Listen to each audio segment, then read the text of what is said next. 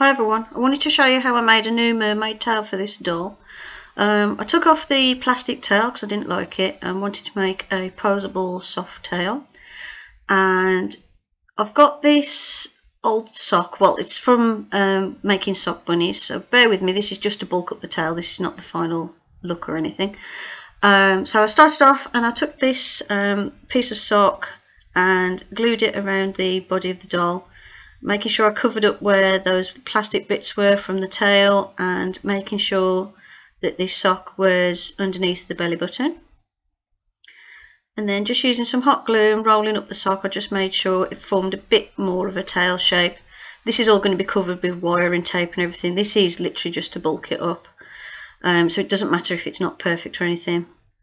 Then I just checked the length to see if that's how long I wanted it and chopped off the excess. Then I took some wire, I can't remember what thickness this is, but it's fairly thick, but it's not too much that you can't bend it if you wanted to pose the doll. And then made sure I bent the ends over so they wouldn't be sharp, and then used some scotch tape to tape it around the sock. This is so I can make the tail poseable, because the wire will hold it in position when it's bent. And I put wire on both sides of the tail, front and back, and that's enough to make sure that the tail is poseable. And I pulled the tape quite tight to make sure it formed the tail shape a bit more.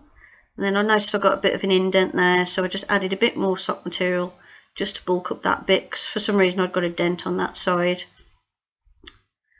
And then as you can see, I'm wrapping it in plenty of tape, and that starts to give me more of a tail shape, and I made sure it was pointy at the end.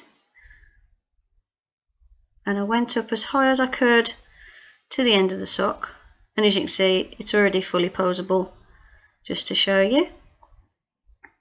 That's what I like about this, is so I can put the mermaid in different positions.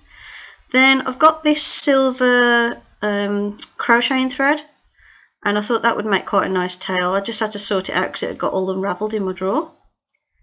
And I started off with a bit of tape and wrapping it around the doll, but it started to slip, so what I did is I actually hot glued the top in. As you can see, I've wrapped all that ball, what was left of it, around the tail, and it's formed this lovely silvery tail. What I'm doing now is covering it in Mod Podge to make sure that the threads don't move, because if you pose the doll, sometimes the threads were moving before I glued them down. Once glued down, it was like it was all fully encased and everything, it stayed in place, which was great. So this just keeps all those threads flat, stops anything fraying and pulling off, and just adds a bit of shine to the tail as well, and a bit of a protection to it, because once it dries clear anyway, the Mod Podge stuff does. So that's the first part of the tail done. Then I applied a bit of white acrylic to the eyes just to mark out the eyes, and then I'm putting a layer of Mod Podge over the face, because that's what I use to prime the doll, is Mod Podge.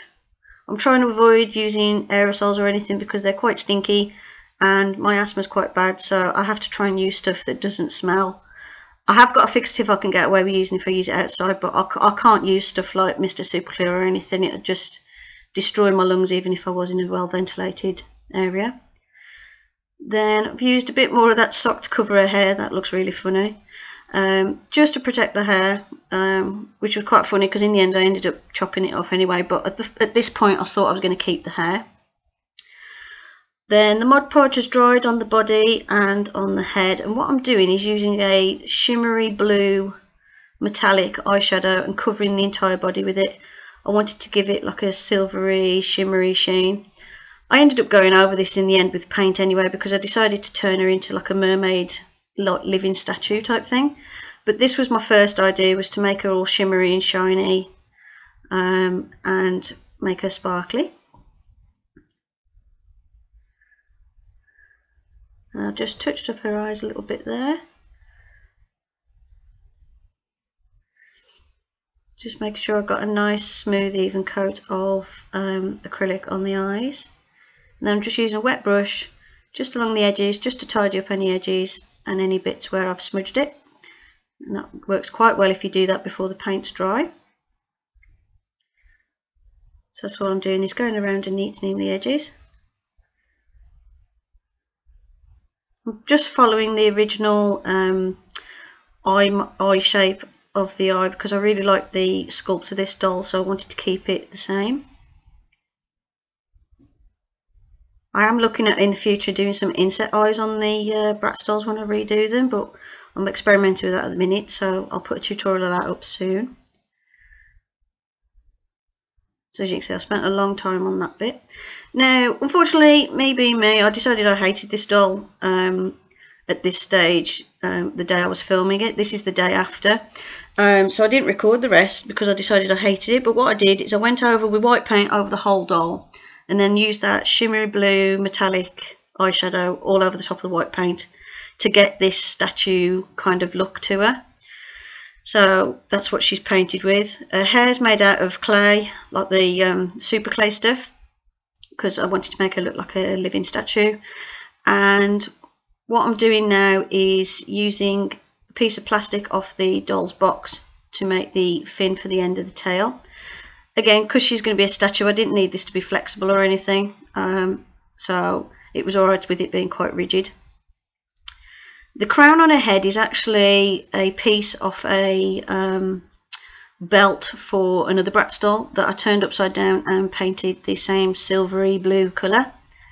Originally it was green, and I just went over it with white acrylic paint and then covered it in the eyeshadow.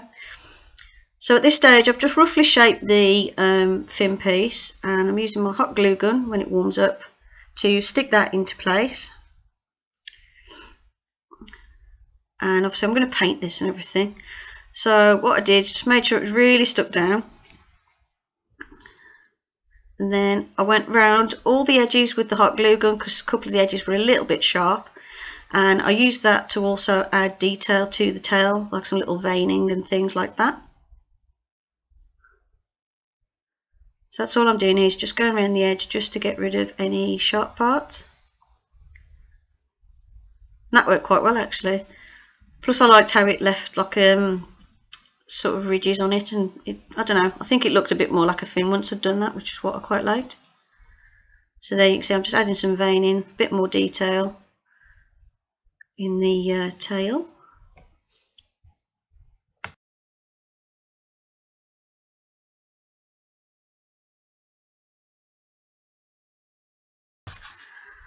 So I took a bit of plastic off the doll's box and cut it into the fin shape, and I've painted it white with acrylic paint, and then I'm going over it with that metallic blue eyeshadow that I'm using up, and I really like the colour that it makes, and it sticks really well to damp acrylic paint, which is why I put a layer of acrylic paint on and then put the eyeshadow straight over.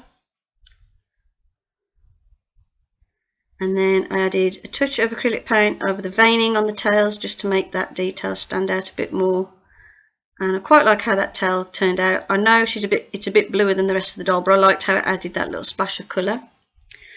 Then I'm adding a little bit of acrylic paint, very thin, to the doll's face, and then going over that with a shimmery whitish eyeshadow just to add a bit of highlight to the doll. So that's what I'm doing on this bit.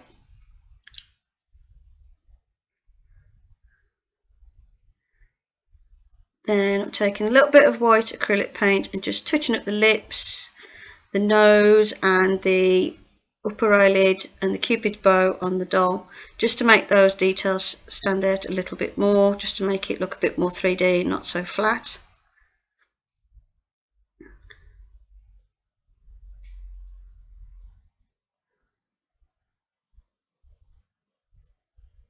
Then I'm just checking the doll, see if there's any other bits I've missed, and just doing little touch-ups. Added a bit more white acrylic paint to the hands because there's actually a lot of detail in the sculpt of those, but it doesn't show up on the original doll that much, but once it's painted white they really showed up well. And that's me just checking it under my lamp, see if I've missed anything, and then touching up any bits that need touching up. I saw that under the eyes it needed touching up a little bit, so I just touched those up with a bit of white and silvery acrylic paint. Add a little bit of highlight to the eyes just to make them a bit more rounded and a bit more to the lips, and that's it. Hope you enjoyed this video. Thank you for watching, and I'll see you in the next one. Click on the subscribe button, and my links are in the description box. If you'd like to support me on Patreon, I'm fumsmusings on Patreon. Thanks, and I'll see you in the next video.